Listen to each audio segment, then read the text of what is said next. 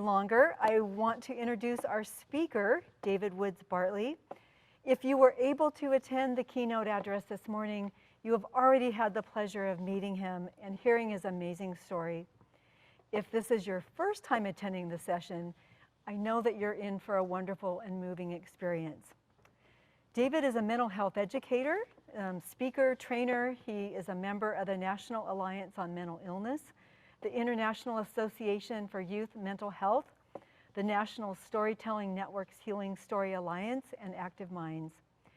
David holds certifications in mental health, first aid for adults and youth, safe talk, and the suicide prevention technique known as QPR, question, persuade, and refer.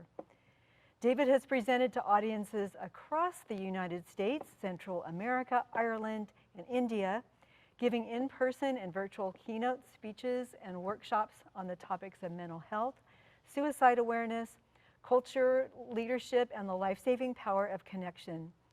In addition to giving a TED Talk and being one of the featured speakers at Inbound Conference, David has been invited to present to organizations such as the United States Food and Drug Administration, the Army Corps of Engineers, Novartis, OSH India, Sutter Health, Lyft, the University of Connecticut, Boston College, the California North State School of Medicine, Boston University, Sac State University, along with a wide range of faith denominations, law enforcement agencies, and community organizations.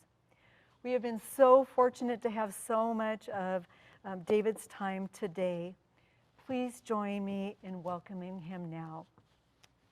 Liz, thank you so much. You're that welcome. was an amazing introduction, and I'm so excited to talk to the parents. I think I might have mentioned in my keynote that I'm a new dad. I've never had children, but my beloved Summer, my fiance, has 3 beautiful. Ethan is 16, Bella is 13, and Gracie is 10, so I am such a rookie. We've been together now for about 3.5 years, but in between the sessions, I spoke with Summer, and Grace was in, the 10-year-old was in the back, and she said, "I love you," and I'm like, oh, okay, here's my checkbook, just go ahead and take it now. So I have now a greater appreciation for the difficulties of parenting, and I want to talk about it obviously within the context of mental illness. And I want to do this with all due respect, but also in a little bit of an edge to it. And I want to start off with a letter that a child had written to his mom and dad. "Dear Mom and Dad, my homework from therapy this week is to write you a letter telling you what I wish you knew about my mental illness. I don't have the words for most of how I feel, but I will try. I wish you knew how scared I was, sad and lonely. I wish you knew how scared, sad, and lonely it makes me feel. I wish you knew that I wish I was like my sister and brothers who aren't afraid of things. I wish you knew that I am embarrassed at having mental illness, and I wish I was like other kids who don't have it. I wish you wouldn't push me sometimes to do things I'm afraid of that only makes me feel more scared and trapped. I wish you didn't act like I was a problem. Sometimes you look at me like you are annoyed with me or because of the extra trouble I cause. I don't mean to. I don't want to. More than anything, I want to be normal, but I don't know how. I can't stop the feelings that race through my mind and make me feel like someone else. I wish you knew that mental illness feels like a monster inside of me I fight every day. And I wish he would just go away. It hurts so much inside. It keeps me up at night. When I wake up, it's waiting for me. I want you to love me, even the parts of me that are scared and sad and messed up. Those parts need love the most because I hate them in myself. Most of the time, I hate being me. I know I'm not fun and happy like my little sissy, but I wish I were. Sometimes I feel bad that you got me for your kid because I know I make things harder for our family. I'm sorry for all the times I let you down. I let myself down too. I love you, love me." And it's a difficult letter to read, and I think that that's sometimes what happens. And again, having a greater appreciation for parenting and the difficulty, being in relationship with somebody like myself who lives still with mental illness, it's tough. It's tough for a lot of reasons, but as this beautiful soul had articulated, sometimes carrying on, just carrying on, is the best that we can do. It's like being in a fight every single moment of every day. We have these short little snippets of rest, but it is being in a battle. We are fighting so hard just to keep our heads above water. And if people understood that, if people can understand what it's like for their son or daughter who they may or may not know is suffering, of actually what it feels like, I think that will bring us to a point of understanding. And I think from the space of understanding, all good things come forth. Hope ideally blossoms. And I came across this quote from, of all people, William Shakespeare, which I think is so profound. And it just speaks to being at the end of our rope when we're fighting this condition of mental illness, that the miserable have no other medicine, only hope. And if you think about, on the one hand, in the absence of hope, there really is no reason to live. If we don't have hope, but if we have just a little teeny bit, I say a half a mustard seed side of hope, everything becomes possible. Now, I've talked about this a little bit at the end of the keynote and then in the session that I just did in terms of what are the symptoms. And as mentioned, it was in the Q&A of the keynote, all of these symptoms are very, very subtle. And what one of the teachers had enlightened me with, that sometimes these signs, depending on the severity of a person's condition, they can also show up in other ways, in terms of combative ways, in terms of disruptive ways. But they're not always. I think most of the time they're very subtle. As mentioned, I was a great actor. Not even Deanna and I, not even Dee, my former wife, knew this place of hopelessness that I had arrived at on that day 10 years ago. Because we can be good actors primarily because we're afraid. We are afraid that if we reveal the significance of how we feel, if we reveal that we are having these horrific thoughts for the souls who deal with the nightmare of schizophrenia, that they're actually hearing voices, that we hate who we are, that we're not being lazy, but we physically, literally cannot move forward. We have this fear. If we share that, we're going to be tossed aside. We're going to feel even more isolated than we already do. And so I think as much as we can, as parents, and again, me now as a complete rookie, but dealing with some of similar issues with these beautiful children that have come into my life, is to find ways, how can I be most effective? To remind myself is sometimes what hurts my kids can't be seen, but sometimes what may help them the most is easy to do. And I think ultimately it all comes down to hope. And I just ran across this. I guess I'm endeavoring constantly to try to come up with new material. And somehow this came to my attention, and it's called the Hope Experiment. And it was back in the 50s, a researcher, Kirk Richter, a well-known Harvard graduate and scientist, conducted this exercise. And I double-checked it to make sure, is this really true? And it is. So I don't know what his initial motivation was, but I think, if I interpret it, is that he wanted to somehow measure hope. Like, what is the importance, what's the effect of hope? And so here's what he did. He took rats, and he filled up a beaker of water, and he would put a rat in the water, and he wanted to time how long the rat could tread water. And so on average, it was right about 15 minutes. And right before the rat was drowned, he would take the rat out and put him down and give the rat an opportunity to recomport himself, to kind of catch his breath and everything else, and then put the rat back in to see how long he would tread water. 15 minutes before he had been taken out. How many minutes after, having had the experience of being rescued, could the rat tread water? So you'd think, okay, well, certainly maybe 15 minutes, but maybe he was tired. I don't know, maybe 30 minutes? I don't know. But here's the answer. 60 hours. 60 hours. Because the rat had this experience of hope, like somebody's going to come and help me. And somehow they went from they could tread water for 15 minutes so they could tread water for 60 hours. So if we think, if I look at my children in some sort of distress, and two of them deal with some sort of anxiety disorder, and if I can somehow come to their aid, are they able to tread water on a particular day? If they can go from 15 minutes, can my child tread water till the end of the week by doing these simple things because they've had this experience of having hope? And I think hope comes really, I don't know any other way than by connection. And I shared this definition in the keynote, but I think it's so important because when you read it, it's like, not only who wouldn't want some of this, but what about a child? That I define connection in the words of Brene Brown. I define connection as the energy that exists between people when they feel seen, heard, and valued, when they can give and receive without judgment, and when they derive sustenance and strength from the relationship. Like, if I paraphrase this, it's like I can show up and just be me.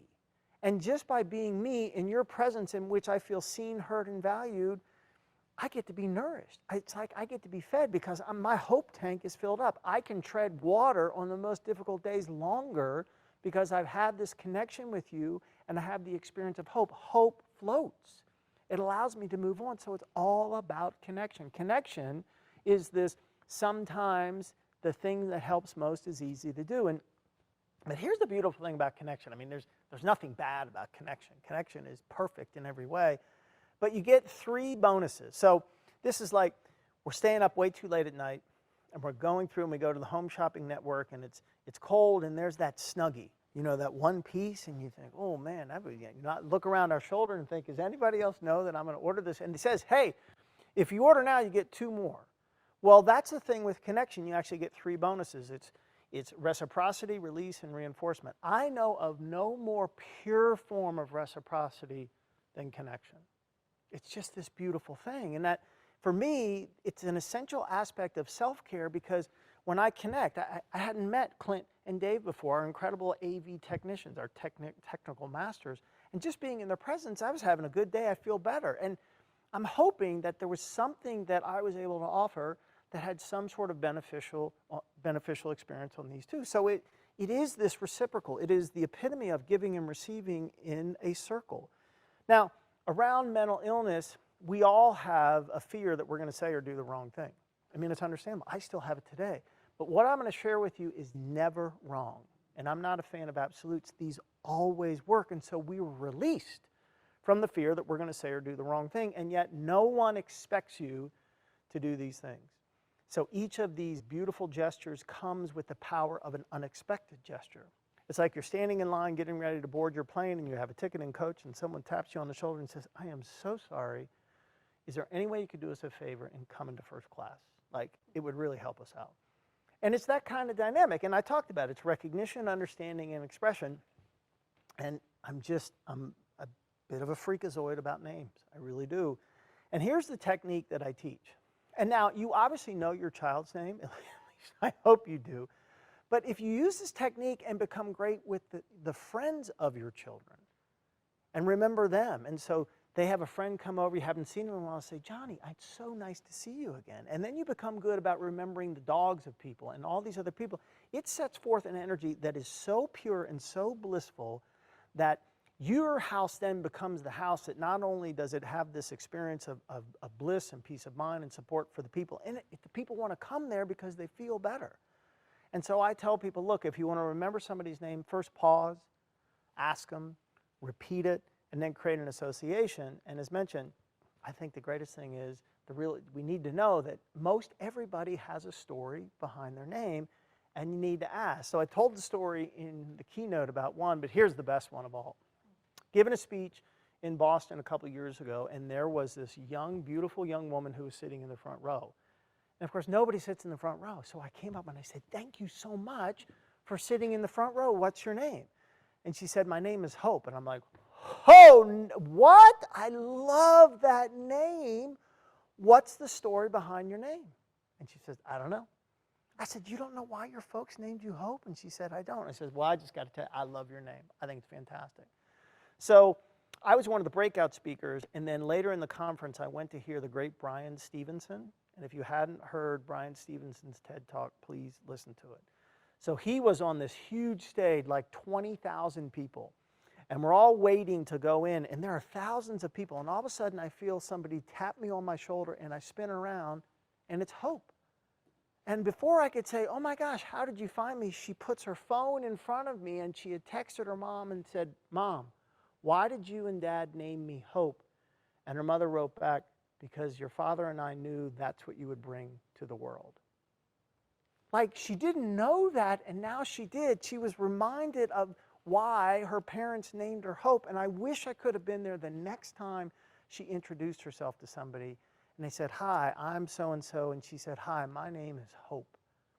And then every single time after that, she was reminded. And so these thing about names, it may seem kind of insignificant, but I can promise you it can make an extraordinary difference. And again, if you become good with remembering the names of other people, the friends of your kids and other people that go around, what will happen is you're going to remember a person's name on a day that, unbeknownst to you, that soul is suffering. And that the thing they need most of all is just to be recognized. And it's a beautiful thing. So let's go back to understanding. And I spoke about this before, and I know I'm a little redundant, but there's certain things that I want to emphasize because I think that they are so foundational and important, that we need to leverage curiosity to go to the place of understanding. That the most direct path we can take to overcoming our fears around mental illness is to leverage the power of curiosity to create understanding. Because the truth of the matter is, the opposite of fear is not calm. The opposite of fear is understanding. The more we understand, the less we fear. We know that. We've all had that experience. Something that's mysterious, something that is a boogeyman, something. And then when we kind of deconstruct it and understand it, you're like, you're not so big and bad. Like, I tell people that the way we're going to defeat mental illness is not by fighting the monster, it's by understanding the monster. We understand what he's good at, pulling us into isolation, but his weakness, his Achilles heels, is he has no defense against connection. When we are with one other soul, at least one other soul, he runs away because he's a coward. And this aspect of curiosity, it does in fact slow the speed of thought. I'm here, and the officer says, "David, what does it feel like to be depressed?" I train all kinds of police officers, the great members of the Thin Blue Line, and I say, "Officers, use curiosity like a tactical resource on your utility belt because everything decelerates beautifully." And Liz and I were just talking about that in the great work that Liz does, that we got to ask tough questions. It's not, are you okay? It's, are you thinking about killing yourself? And it has to be that direct. Now, even for me, that I talk about this, I have a difficult time posing that question. It's very uncomfortable, but like Dr. Cornett, who is the founder, the creator of QPR, says, it's these unasked questions that lead to tragedy because we've got to ask. We've got to follow up. I think most of us, men included, have a sense of intuition that we need to move forward and embrace that intuition because I think it can make all the difference in the world. I'm going to go back to Dr. Remen because I just think she's amazing. She wrote 2 books. The first book is Kitchen Table Wisdom, which is a collection of essays. Dr. Remen was a pediatrician for 37 years, and it was a very sterile, kind of male-dominated professional environment. And she just couldn't take it anymore. She said, I need to be able to be in something that was more emotional, where there was an exchange of feelings. So she became this world-renowned therapist and worked with people who were dying. And the second book was My Grandfather's Blessings. Her grandfather was an Orthodox rabbi, and these were all the things. And she's a beautiful writer, mostly writes in an essay format, so both books are really easy to read. And I quote a lot of her work because I just think it's so applicable to what we're talking about now. And she says this in terms of the power of listening, this following up on the other quote in which she says that our listening creates a sanctuary for the homeless parts in another person. And she says this, that I suspect the most basic and powerful way to connect with another person is to listen. Like, just listen. You know, those of us who are fans of counseling and therapy, I think I go in because I want to give air to my thoughts, and my psychiatrist and my therapist, they listen. They'll ask questions. But you know, actually, I have a little bone to pick here, that sometimes I'll ask a question like, blah, blah, blah, blah, you know, what do you think about this? And then in the very classic therapist role, they say, well, David, what do you think about it? Wait a second. Who's writing a check to who here? Like, come on now, that's not fair. But that's the way it goes. I'll just get off my soapbox on that.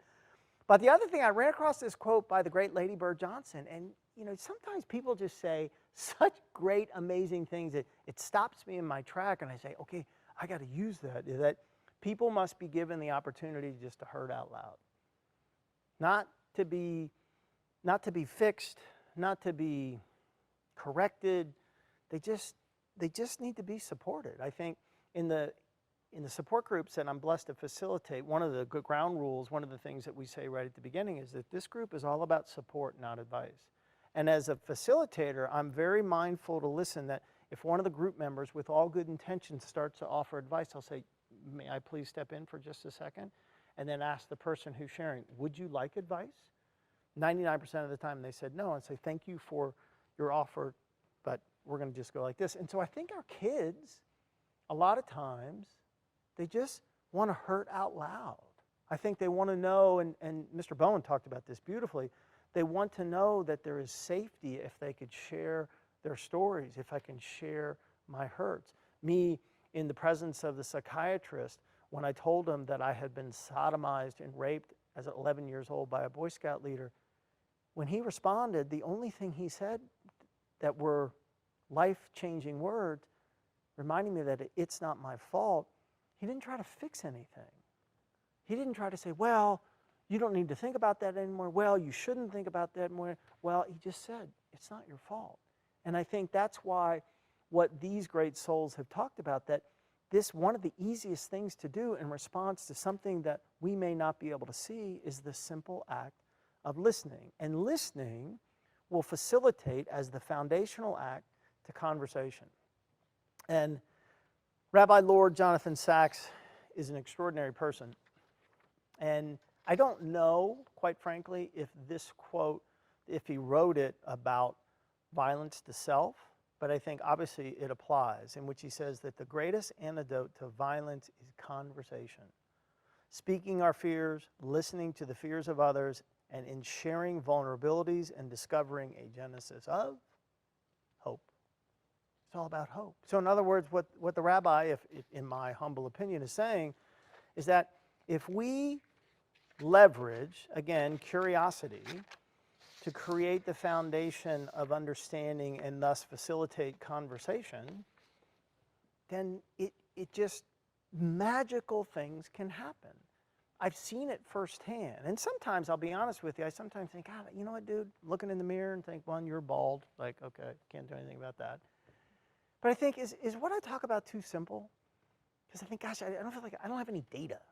Like, but what I've been told is that it works. And I know it works for me, but I like, does it work for other people? And I've had people follow up and say, yeah, you know what?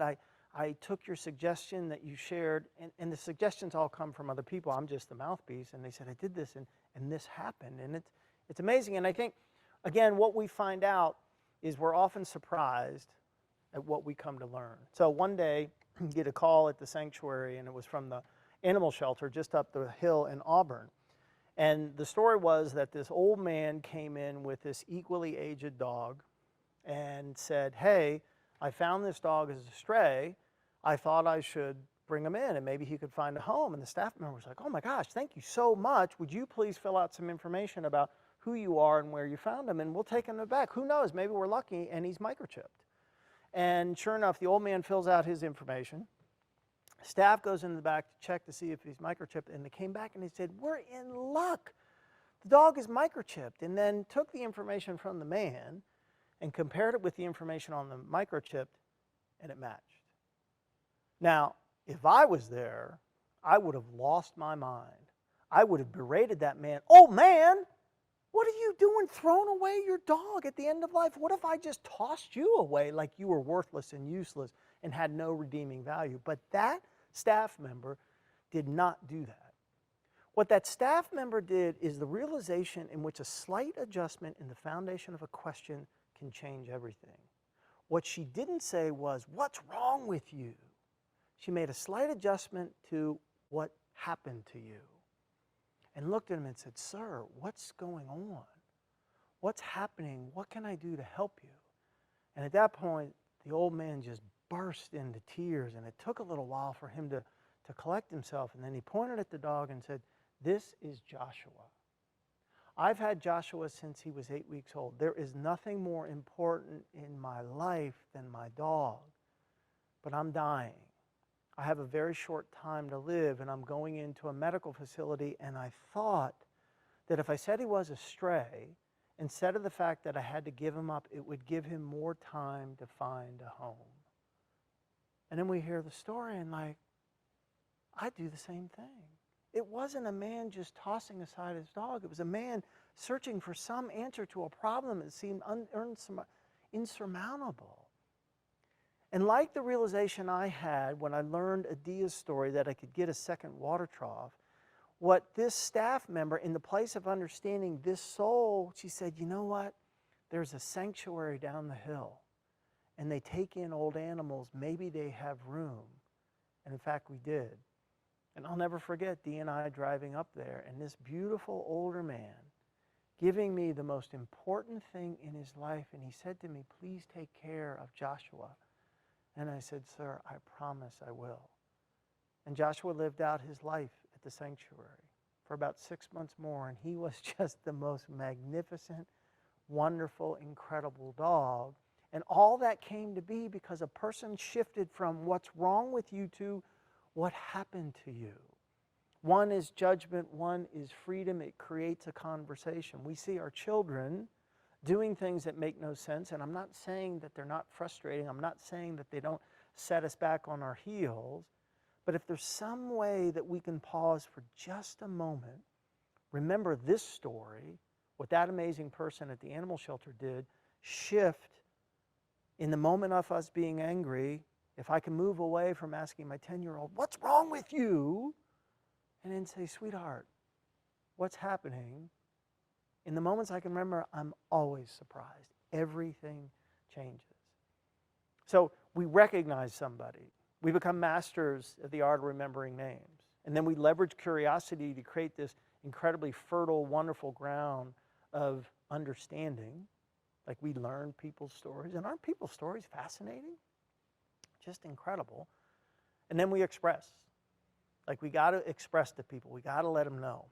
And Liz, I'm going to pause at this point if there's any questions that come up. No? I think everyone is just raptured in your talk. We got to let people know how we feel. I shared the quote at the beginning in which William James says that the deepest principle in human nature is the craving to be appreciated. Yes, exactly. And then William Arthur Ward says, feeling gratitude and not expressing it is like wrapping a present and not giving it. And then what Mark Twain, Samuel Clemens says, and this is, for me, underscores the reciprocity of connection, that the happy phrasing of a compliment is one of the rarest of human gifts, and the happy delivery of it, another. Like on those days, I can get myself out of the way. On those days, I can leverage everything I've been taught, everything I've been given by the incredible souls in my life. When I go out and act as a vessel for kindness, I feel amazing. Conversely, when I'm an idiot, I don't feel very good because I get caught up in what I'm doing. And now, here's, I think, what are the 3 tenets of an expression.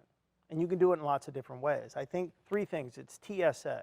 Because like those souls at the airport who guard us, we have to wait in the long line, but thank God we do because they're protecting us. These 3 tenets, if they're present, they will ensure that the expression has the maximum impact. First thing is, you got to do it now. If you're thinking about making a phone call or writing a note or reaching out to somebody, if we don't do it now, if I don't do it now, I'm never going to do it. I may say, okay, I'm going to put it on my to-do list and do it tomorrow. It ain't going to happen. And then it's important for me to be specific. I need to let people know what are the specifics. What happened? What did you do that had such an extraordinary impact on me? And then have the whole thing be colored, be overwhelmed, have the scent of authenticity. Like, this is just speak from the heart. So the epitome, I think, of this, sometimes what hurts the most can't be seen, and sometimes what helps the most is easy to do. I talked about it's the handwritten note. And not that long ago, a young woman, Natalie, who's like a daughter to me, she recognizes, like, something's going on with David. And she writes this: David, I love you so much more than I could possibly ever show you. I truly can't imagine our family without you.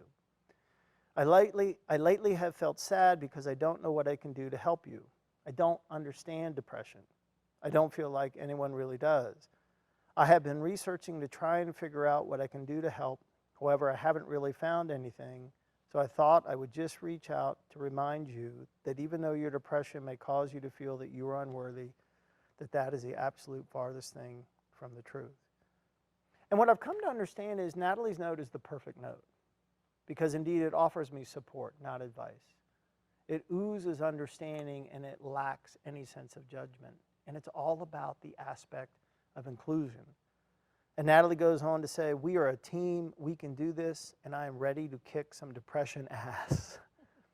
But then at the end, with 7 words that are now tattooed on my soul, Natalie plucks me from that place of suffering into the place of safety, in the words of Mr. Bowen, in which she says, depression can't have you because you're ours. It's just a simple piece of paper. And Natalie made sure, having the feeling that sometimes what hurts David the most can't be seen, but sometimes what helps David the most is easy to do. I wouldn't give you this card for $1 million. Let me tell you another story about a handwritten note. I'm going to read this because it just, every time it's so freaking great. Middle school can be a challenging time for adolescents as they swim through the unfamiliarity of puberty and the increasing pressures that surfaced amid their peer circles. Aware of these daunting realities facing his stepdaughter, Sophia Wilcox, Brian Sandusky decided to do something pretty amazing to make her feel special every day.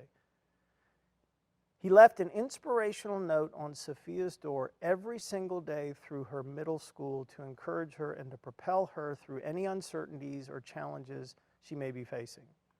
What Brian didn't know is that this now 20-year-old college kid never let go of those yellow sticky notes. They became the highlight of her middle school mornings. She saved every last one. With Father's Day being the perfect occasion to show her stepdad just how much she loves and appreciates him, Sophia presented Brian with a beautiful frame housing all of the handwritten notes, surrounding them in a picture of them together. Sophia started the touching moment when Brian opened the unexpected gift on Twitter, writing, "During middle school, my stepdad used to leave me a note on my door each day to inspire me. Well, I kept those notes, and it's been 6 years since then. Today, I gave him all those notes back." Brian's awestruck reaction bore all the marks of a proud, appreciative papa as he said softly, "It's all your notes." "Yep, I kept them all," replied Sophia. Choked up by the priceless gift, he sat there in silence with his hand covering his mouth before quietly choking out, "Love you too."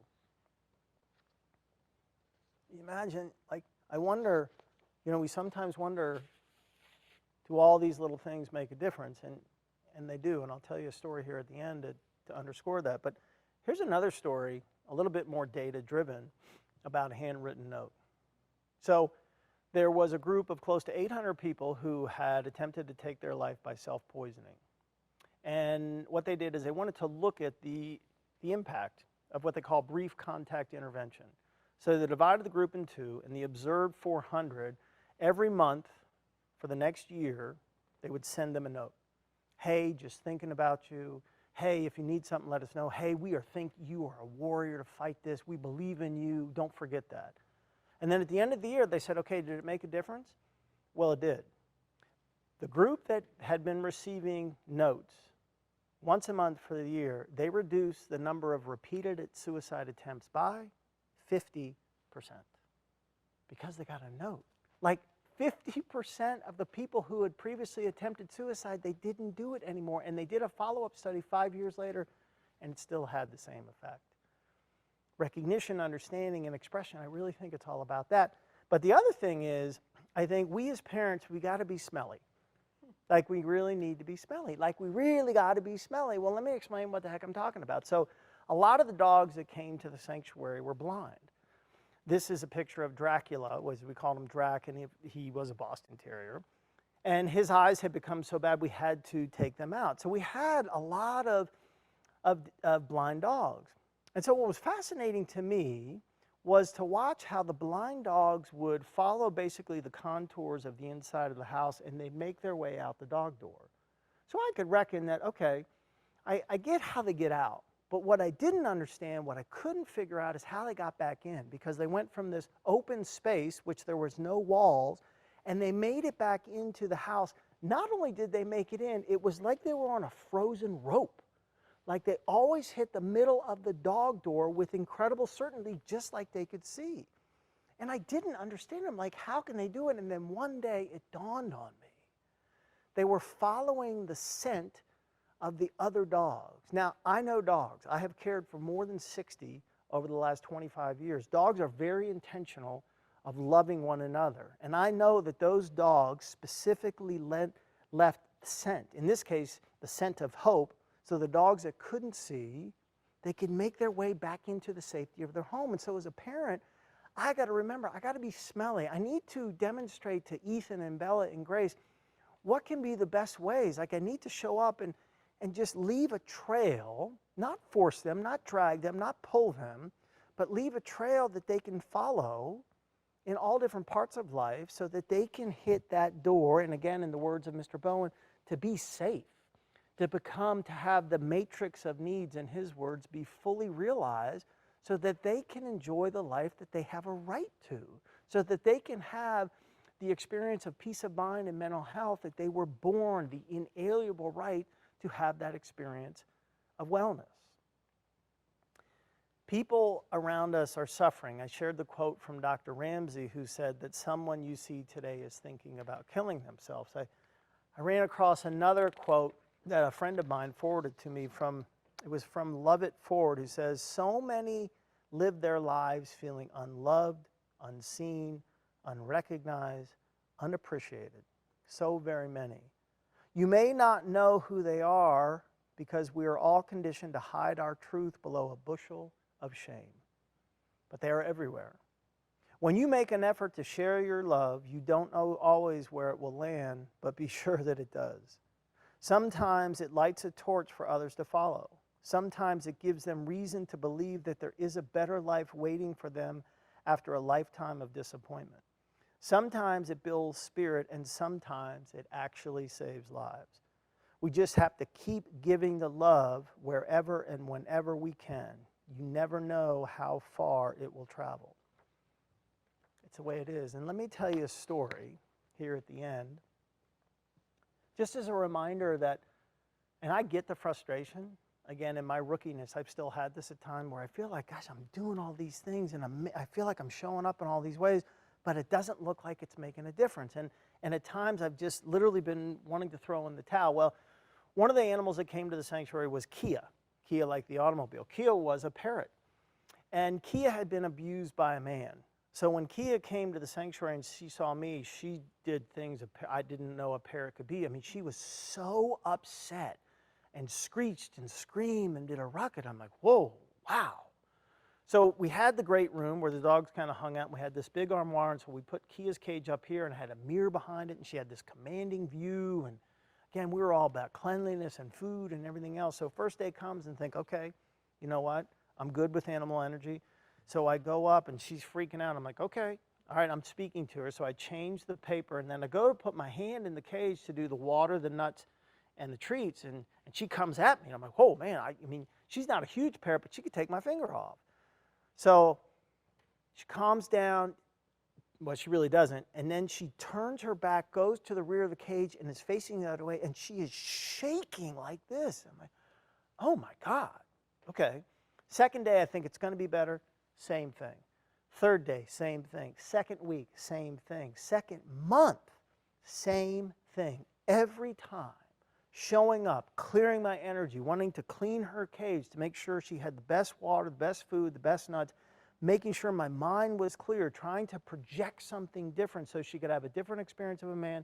It didn't make a difference. And by that point, like, I really didn't care. Like, my empathy is gone. Like, you know what? Forget you. And I'd love to say that I remained in some altruistic way, but I couldn't. I just was frustrated. Like, nothing's helping. And then one day came up to Dee, and I'm like, sweetie, I'm done. We either need to get rid of Key or you do this. And she said, sweetheart, no, I know it's frustrating. I can only imagine, but just keep going. I know it's going to make a difference. And I'm like, oh, all right. But then it became robotic. I'm like, you know what? Go ahead and bite me. I really don't care. So one day I go up. Here's the thing, screeching, squawking, coming at me. I'm like, you know what? Do it. I had lost my fear of you, little bird. Clean her cage, put my hand in. She goes back to the rear, shaking. Kind of lost my empathy. I've tried and tried and tried. It's not making a difference. Put my hand in, change the water, change the nut, and I go to put in the feed. And she comes, and Deanna has caught this picture. She comes from the back of the cage, comes up over the top, puts her head down, and closes her eyes. And in this place, she's completely vulnerable.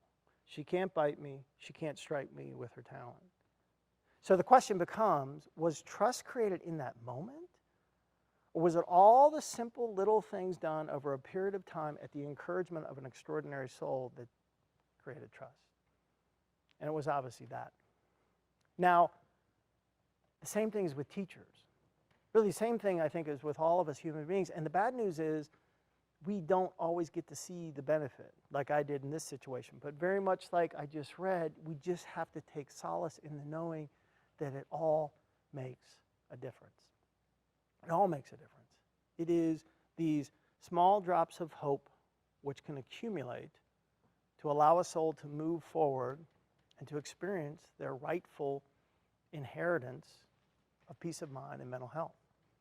So I will pause here. Questions? Anything? We don't have a question. We don't? Okay, I'm going to throw a couple things out. We're all speechless. Well, those are amazing stories. Okay, I'm going to share a couple things. So here's an idea that I think will surprise you, and it certainly surprised me when my friend approached me. So my friend, dear friend Greg, who wrote the letter, happy today. So we were talking one day, and he said, you know, here's the crappy thing, one of the many crappy things about mental illness and the depression that we both deal with. He says, it's like you get amnesia. So in the moment when you're at that low point, you forget that in time you'll feel better. And at the moment that you're feeling really good, you forget that there's a chance that you will be low again. And I'm like, wow, that's really proud. And he says, so here's an idea that I came up with. This is Greg, not me. He says, what I realized, and he said I did it, on one day, because he's been plagued by suicidal ideations for a great many years, he said, I called the suicide hotline. I'm like, what? What do you mean? Were you feeling suicidal? I said, no, I was feeling good. I'm like, well, dude, you're confusing me. Why would you call the suicidal hotline when you feel good? And he said, because I wanted to have the experience and the practice to actually dial the number, to know what it was going to be like when someone picked up the phone, so when I got into a bad situation and I needed to do it, it wouldn't feel so daunting. And I'm like, wow, that is an unbelievably great idea. So I did it myself. I did it not that long ago. And so what I did when I called the person, I said, hey, just want to let you know I'm okay. I explained Greg's reasoning, and they said, wow, that's a great idea. And so I offer this as an idea to we parents, that if we get to the point where we know our child is feeling suicidal, not ready to kill themselves, but are having these ideations, to say, you know what, sweetheart, there is this crisis line, and these are great people, many of which have gone down and having these same sort of feelings. How about we sit and make the call together and tell them, you know, we're okay right now, it's all right, but we just wanted to have practice so the next time if we needed to do it, it wouldn't be so hard. And it's just like, that is a brilliant, brilliant idea. And so I offer that to you because I think it's something that we can do on every once in a while that can literally have a life-saving effect. Because I know if I ever get into that critical space, into that awful space, and I've isolated and no one's around me, I know what it's like to dial that number. I know what it's going to be like when somebody picks up the phone. It increases the likelihood that I'm going to embrace that resource. No questions? No questions. Okay, one more story. Okay. I did my second TED Talk, and the only reason I mention it is just because I was blessed by amazing people. And I mention it because the TED Talk was how to save a life by sitting down. And it was all about a story about shocking a dog. So Murphy came to the sanctuary, and he was one of the Boston Terriers. And again, we did no adoptions. And the only thing we knew about Murphy was that he had this special need. But when he came, I'm like, what special need? Like, he was a beautiful Boston Terrier. He looked phenomenal. His coat was like silk and it had this sheen to it. He immediately bonded with the other 22 dogs. He immediately bonded with Deanna, and I'm like, there is nothing special, except he's magnificent, but there's no special need. Well, he did. In a nutshell, what was happening was Murphy was starving to death. Because what happened was when Murphy began to eat, and I'm doing like all four on the ground parallel, he would take the food in and it would only get partway through down the throat and it got lodged. It wouldn't go down, and what can't go down must come back up, and he would lose it. He would regurgitate, not throw up. And Murphy had a condition called megaesophagus. So the esophagus job is to contract, move the food through the mouth, down the throat, into the stomach. A megaesophagus is enlarged, and it's like it forgot to do its job, and so a dog will starve to death. So we found out this is the problem, and I'm like, okay, well, there's nothing we can do. Like, what can we do? And it wouldn't have been the first time that somebody brought a companion animal to us, and we were just there at the end of their life. But Deanna was the quintessential mama bear, and there was no way mama bear was not going to do everything she could to try to save the life of her baby. And true to D, she came up with a way, and it worked like this. Murphy would be eating, and Deanna would be close by, and she just knew the right time when he'd eaten just enough but not too much, and she'd bend down and scoop him up, bring him close into her body. And when I saw that, I knew it was time for me to do my job, sit down. And had this great overstuffed chair, the type when you sit back, you feel like you're being hugged. And I'd sit on the edge, and Dee would come over, and we did this exchange, like exchange of this thing that was more priceless than anything. And I would take Murphy and pull him into my chest, sit him upright on my legs, and there we'd be. What Deanna realized was we could leverage Newton's famous discovery of gravity to take the place of malfunctioning anatomy. Murphy's life could be saved literally by sitting down. And Murph and I did that twice a day, every day for about 30 minutes. And these became the highlight of my day, because not long after Murph and I would be sitting, no matter the morning and the evening, he'd start to get really sleepy, like this. And right before he went to sleep, he put his head right here. And I don't know if you knew that this spot was made for one of three things: a teddy bear, our beloved, or a puppy dog. And Murphy would go to sleep, and I would move my face in close to him and feel his whiskers on my cheek, and I'd bury my nose into his fur, and I'd literally smell sunshine, and then he'd start to snore. His life was saved because a brilliant woman realized that oftentimes the answer to life's problems can be right within an arm's length. We can save lives. We can save the lives of our children just by sitting down, by propping them up, by using various forms of connection to then activate the downward pull of life, so our children, like Murphy, are fed, they're renewed, and they can go forth and do all the great things that we hope that they will do. So I see we're right at 45 minutes. We're going to stop. David, thank you so much for the hope that you shared with all of us throughout today, and some very doable things that we can go back and share with the people that matter to us and the people we haven't met yet.